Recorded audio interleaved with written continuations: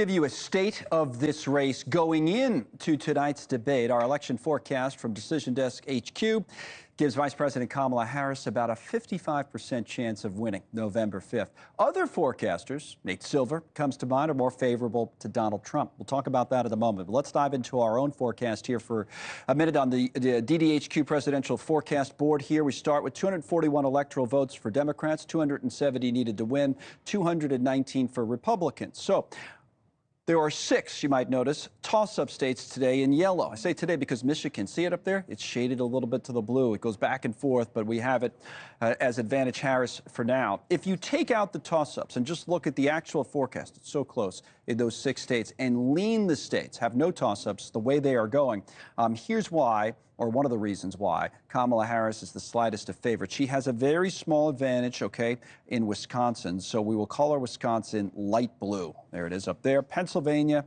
same deal. I'll come back and talk more details about Pennsylvania for a moment. Ever so slightly to Harris.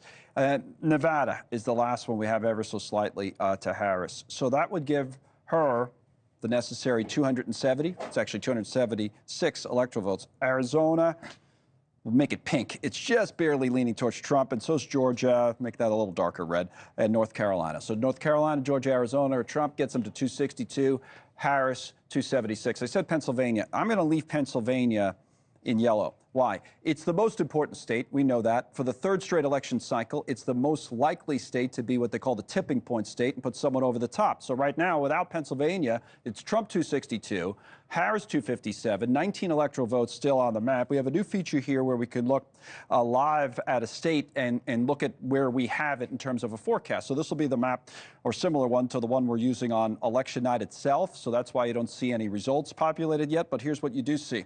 The forecast. The presidential forecast from the Hill and DDHQ has Pennsylvania not only as a toss-up, but barely leaning one way, 53% Harris. That's not much at all. Here's our data guru with more on all of this. Scott Tranter joins us. Scott's the director of data science at Decision Desk HQ. All right, let's go through this in some detail. And I started in an interesting place because we have Pennsylvania. To me, that's like the whole race, 53%, and then Harris overall 55%. But as I said at the start, with these other models, you guys, I'll say us, because we're with you, about mid-50s for Harris. Then you got like Nate Silver, everybody's talking about mid-60s for Trump. And people are trying to make sense of what it is people like you do. Tell us. Yeah, no, look, this is one of the closest elections we've had this century. I know that sounds weird. It's only 2024, but this is closer than it was in 16 and 20 and 2000 as well. And forecasters have a hard time being precise in these situations. All those toss-ups that you had talked about, Georgia, North Carolina, Wisconsin, Pennsylvania, Arizona, Nevada, they're all within a few points of each other. Right. You can make an argument either way. So that's why it's so close. So it's not really as different as it seems. In other words, when someone like Silver says, oh, it's 65% chance of Trump, that's not that much different than Scott Tranter telling me 55% Harris. It's not that much different. Correct. That's interesting. Roughly I don't think a lot of people realize that, right, when they read the headlines. And they say, enough of these polls or these forecasts. I don't. How would you defend the industry going in? Why is what you guys do necessary? What do we get out of what we just did, do you think? Well, look, math, if done right, you take out all of the emotion and all of the biases, and you just look at the straight data, and it provides hopefully a sober look at it. And I think that's what this is. And by and large, as you pointed out, Nate Silver, us, The Economist, anyone else, we're all saying this race is roughly a coin flip. Either candidate can win, which makes tonight's debate that much more important as people in North Carolina start voting, hopefully in the next week, and other states coming next week. Yeah, that's right. Those are the I mean, there's a reason it's in Pennsylvania, right? We can pop up polling numbers from Pennsylvania, see how close it is. The average there, it's almost always tied or a point or so in one direction. That's why it's only 53% Harris. This is chance of winning, and the polls are even closer than that. And then if we go back to our maps guys on DDHQ, I want to ask you about this, Scott, because Pennsylvania, with 19 electoral votes, if you combine it with North Carolina and Georgia, a lot of times we used to talk about the big 3 for Harris would be Pennsylvania, Michigan, Wisconsin, gets her to 270. But if you give Pennsylvania to Trump and then North Carolina and Georgia to Trump, that gets him to 270, right?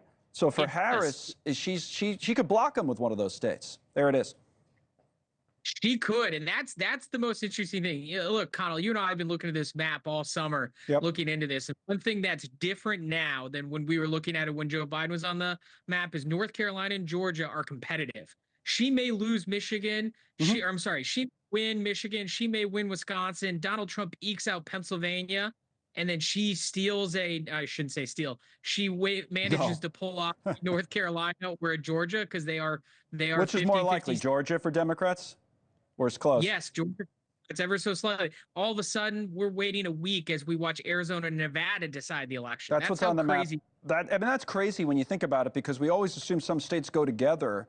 I had a Harris guy on a few weeks ago, doing her battleground stuff, and he was saying, no, no, no, all seven, they could go one way or the other. Go back to the map, guys in the control room, and just pop it up. This is basically what Scott was just saying. So that would put Harris on the precipice, right, at 267, and then it's an either or because Nevada has 6 and Arizona has 11. That's what you're talking about.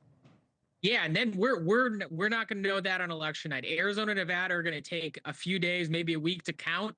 That's how this election gets razor thin, and it takes a while. That's how crazy it is and how close it is. And I hope that's whether it's our model or Nate Silver's model, any other ones out there. That's what the viewers should take away is this race is very close and every vote matters. Okay, final point. What would you say about tonight then? This was the setup. This was kind of the numerical statistical setup. What about tonight and how much these usually change what you and I just talked about?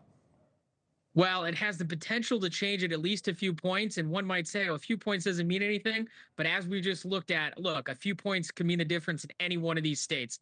This is the last official debate. Maybe they have another one, maybe they don't. Right. Voters are voting over the next 2 weeks. This could be the last, absent an October surprise, last chance either of these candidates have to potentially get an edge. In front of a huge audience. Scott, thank you, as always.